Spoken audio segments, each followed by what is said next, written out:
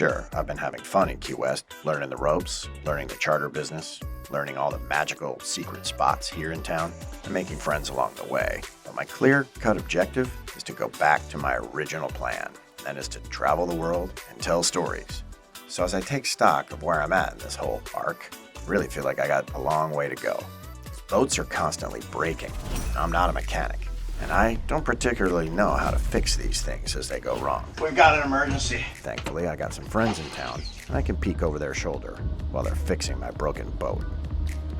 You don't want to put your face in that, dude. I have to. That's bilge water. As sad as it is, Brad, I kind of have to because I can't see what I need to see. No! If I could set sail right now for a circumnavigation, I would. But that's not my reality right now. So the charter business it is. But one thing I know for sure, if you've been following any of my videos for any length of time, I'm pretty good at manifesting things into existence. My next step, Lagoon Catamaran ownership. There, I said it. Luck favors the prepared, and I don't think this project is going to be any different. So as I'm preparing for this kind of thing, Key West is my home for now. When I first took over this charter company, to be honest, I was floundering. Bad. Being the new guy in town, I had to start at the bottom and work my way up and try to avoid bankruptcy. Now, if you remember back to my video of the 5 things you need to know before buying a yacht, I mentioned the enormous amount of maintenance that these things require. It's been said that 15 to 20% of the boat's total cost, you will pay every single year. So on the high side, if you pay 20% per year just to keep your boat floating, in 5 years, you've bought the boat again. That's not very wise. And in my particular case, it's actually a bit more complicated than that. You see, not only has this boat taken a pretty significant beating from the sun of South Florida and the salt air of the Florida Keys, but it's gotten absolutely destroyed by an unquantifiable amount of bachelorette parties, lobster traps, and just basic tomfoolery that occurs on the water in Key West. So as I look at my new boat, proudly admiring her, I started to notice that she's starting to show her age a little bit. If this company goes belly up because Aria has the reputation of being a junker, or I'm the captain of a floating porta potty, then I can kiss my dreams goodbye. So with her looking a little weather-beaten, I thought, time to do some research, see if we can't get a little bit of cosmetic work done. Then you should consider a facelift. Oh my God, what happened to your face? So after a little bit of due diligence, it looks like I'm headed to Fort Lauderdale. Fort Lauderdale is not only the epicenter of the yachting business, but it's also the remodel capital of the world. I think she's going to need a lick of paint, upgrade some of the systems, change out some of these marine heads, some new sails, lines, rigging, all the things necessary to make sure that we can safely navigate this boat in any conditions that Key West weather is going to throw at us. I think it's time to put some lipstick on this pig. This is called Crimson Sky. What do you think? Harold? Get this off of me! We're just coming up on what Key West calls their slow season, which gives me a small window to get this done. I don't think Aria is going to sail me around the world. While I'm in Fort Lauderdale, as Aria is getting her little makeover, I think it's time to dial up a few old friends and start looking for a new boat. Not to replace Aria, but to stand next to Aria. You're gonna need a bigger boat. Let's see if we can't get Aria a big sister.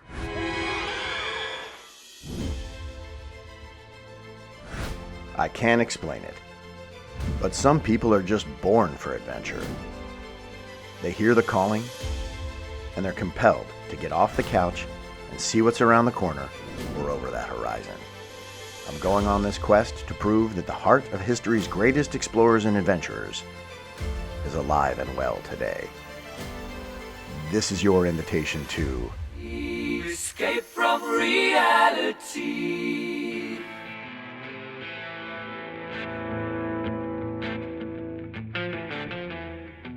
When one begins to ponder the topic of remodeling their boat, the entire concept can be very daunting.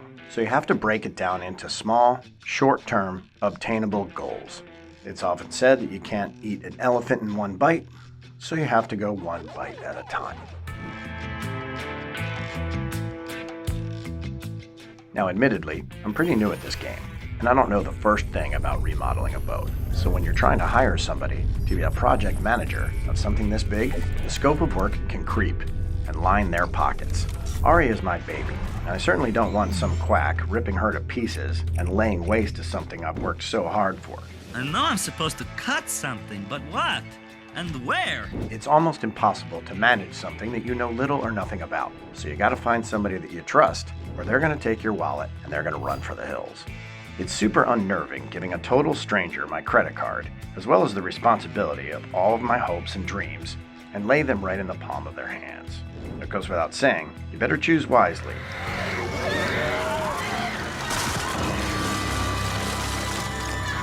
You chose poorly.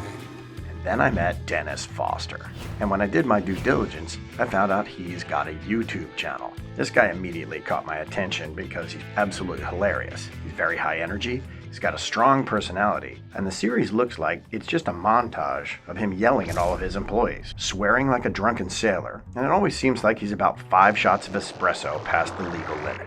Dennis Foster, he's unpredictable. He's all over the place. You know, one moment it'll be one thing, and then it'll be skitzing around. He's crazy, very crazy. Haven't you seen him? He's crazy, you know, in the business and personal. It's exactly the same. At times I would say Dennis is insane. I think everybody has an insane part to them, but his is a little extra, yes, definitely. I know, right? You see, he gets emotional on this topic too.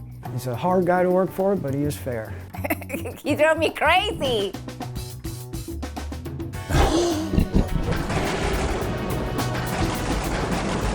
Dennis Foster, he's a little complicated to explain. Yes, he's crazy. That's crazy. I'm watching money just fly out the f***ing door. And it's not yours, it's mine. So it's a strategic way of doing things, and it's my way, or the highway. He's being very difficult. He thinks his way is the only way, and it's becoming hectic. Looks for over and above what anybody can produce, which, you know, it does give a little bit of a drive to people, but it also pisses them off in a sense. What happened here? I hate when these people do this. They're idiots. That is going to bother me and keep me up at night if I don't fix it. He doesn't do anything for himself. He just works, and that's it. Like on the weekends, he's on the computer working. Even if he's not here, he's working. Doesn't anybody forget what hard work is? I don't understand this. Come in here, get your damn things, and check, and get it all taken care of. So as you can see, I'm micromanaging everybody. I'm on top of everybody because I want everything to be right and perfect. This is what I'm trying to tell people, which they don't understand. You're either a multitasker, a multi-manager, or you're a I hate people to say, oh, don't be micromanaging me. Well, if I don't micromanaging you, you don't do Take the freaking wax out of your ears, Mark. Man, don't play that game with me. This is where it goes, right? It's a convincing thing, okay? Dennis does have very high standards and we're very hard to please. This guy's just unbelievable. He won't accept anything. Nothing's good enough for him. We have 3 managers meetings a week. Why in the frick do we meet if nobody's going to listen to me? Why wasn't this done? I think he's a perfectionist because his name is on it. I would be the same. Yeah, but you know that's not up to my standard because my name's going to be on that shit. I'm going to have to think about that. But Chris said he needs that to come down. I know what he said, but it's what I said. Why do I have to come and find this stuff? Now, there's a cost involved in that. Now, we have to redo that when we just put it in there brand new. My customers have made me like this. They want perfect and they don't want no excuses. I just had to go and tell the guy to go and redo it over. He says, the captain already approved it, everybody's happy. I'm not the captain and you don't work for the captain, you work for me. And I don't like that, now do it over. But man, his work is unbelievable. I mean, hands down, this guy's the king of the hill. Let me tell you something you can only learn from experience. Dennis Foster is a genius when it comes to his trade and knowing how to take something that is demolished and turn it into something beautiful. Well, this looks like he's going to be my knight in shining armor. You have chosen wisely. So I invited Dennis down to Key West, told him what I wanted to do, and he instantly took control of the situation and told me what I needed to do. Looks like the guys from Foster's are here. And we're going to show them, oh, whoa, right there. Surprise, surprise. I was just coming out to get you boys. Hey, what's up, guys? What are you doing? Let's look at the boat, man. I'm ready to go. I can see you got damage right off the bat. Well, did you read the list? Yeah, I got the list, bro.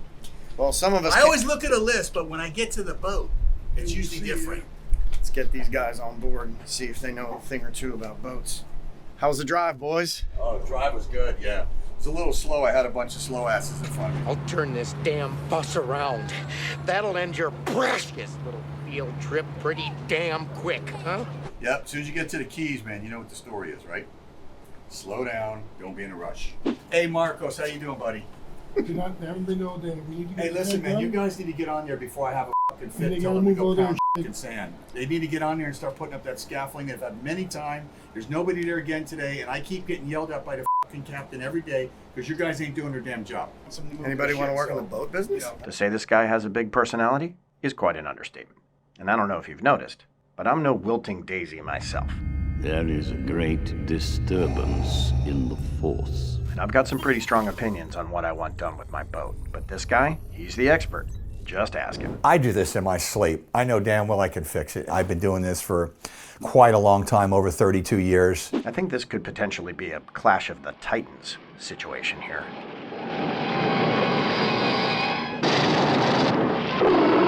Better stay tuned. This could get interesting. Hit subscribe so you don't miss what happens next. Escape from reality.